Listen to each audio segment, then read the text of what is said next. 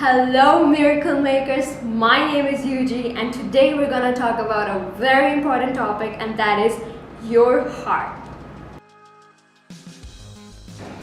Did you know that the people in ancient Egypt considered the heart as a more valuable organ than the brain in the afterlife process? That is why when someone died during the mummification process, they preserved the heart but they removed the brain from the dead body. And according to the Heart Math Institute, your heart is 5,000 times more electromagnetic than your brain, which means that the electromagnetic field generated by your heart extends around you in every direction and interacts with the field of all other living organisms and the field of the earth. And which also means that your heart is capable of knowing things that your mind cannot even imagine. In fact, when you were in your mother's womb, your heart was created before your brain was. Isn't that amazing?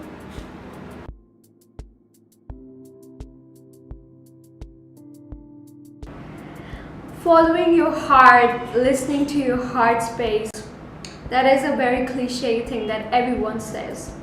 But it isn't that easy, is it? No, it isn't.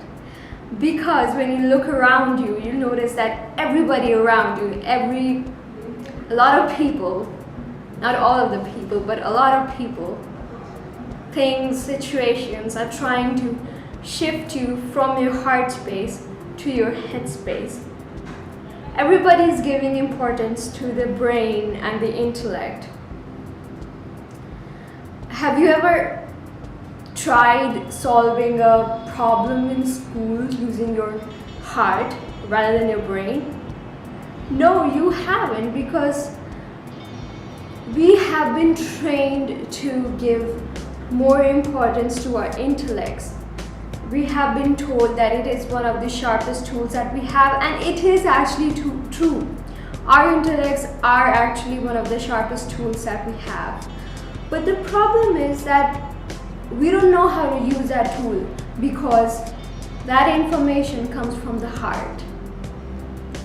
And when we have closed the access to our hearts, we get troubled by our intellect and we don't know how to use it. And that is why we try to escape from the intellect by using things like alcohol, drugs, and by developing bad habits. So it is really important to have our hearts open and to stay connected to our hearts. And I'm not better than you in any way. I was also disconnected from my heart for a very, very long time. I used to give importance to my head space and not my heart space. And there were situations in my relationships, negative situations, where my heart was telling me something and my mind was telling me something, and there was a difference, and I chose to follow my mind, my brain. When I say the word mind, I actually mean brain, but I know it has a lot of different meanings, so I'm not supporting any meaning. I'm just telling you that this is what I mean. So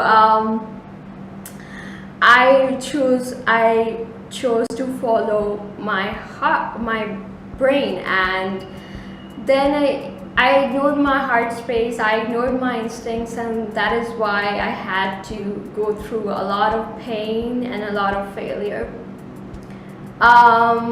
Because you see, our ego was created for our self-defense and survival. It was not created to guide us towards our life path in any way.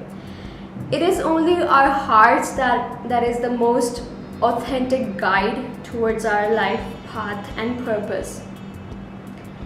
And when we choose to stay disconnected from our hearts, and when we choose to live in our minds, well, then we're gonna fail.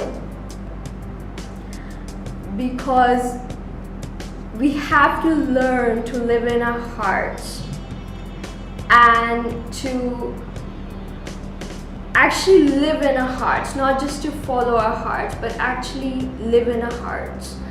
Like, I'm just gonna tell you what I have learned. I'm not gonna tell you what you should do, because that is up to you.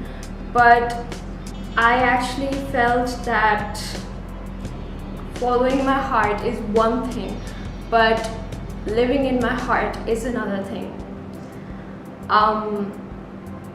Constantly being in touch with your feelings, with how you are feeling, and not suppressing your emotions. That is what I think living in your heart space means. Rather than always looking forward to what you're thinking or what your logic is or what your analysis is, I am looking forward to what I'm feeling and how something makes me feel than how something makes me think. So back when I was living in my headspace, I used to experience a lot of anxiety and a lot of stress.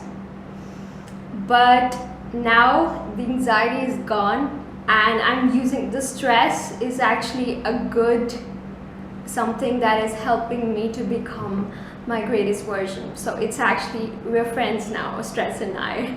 So I've improved a lot, and I just want you to know that it is really important to not get trapped in your ego. And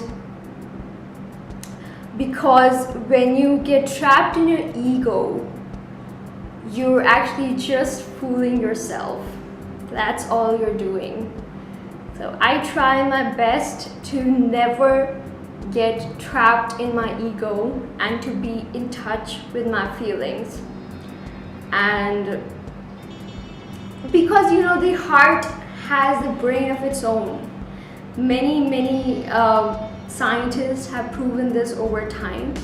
In fact, there is a field of science, there is a specific field of research and science called neurocardiology, which is the combination of neurology and cardiology, which focuses on studying the subject of heart intelligence.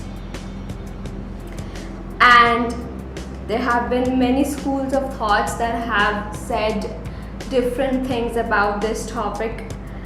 I just want to know what your opinion is. So type in your opinion below on this topic about what you think about staying connected with your heart space and staying out of your ego. I just wanted to know what you think and how you can use your heart intelligence to your advantage. So type in the comment below, and I'll see you soon. Bye bye.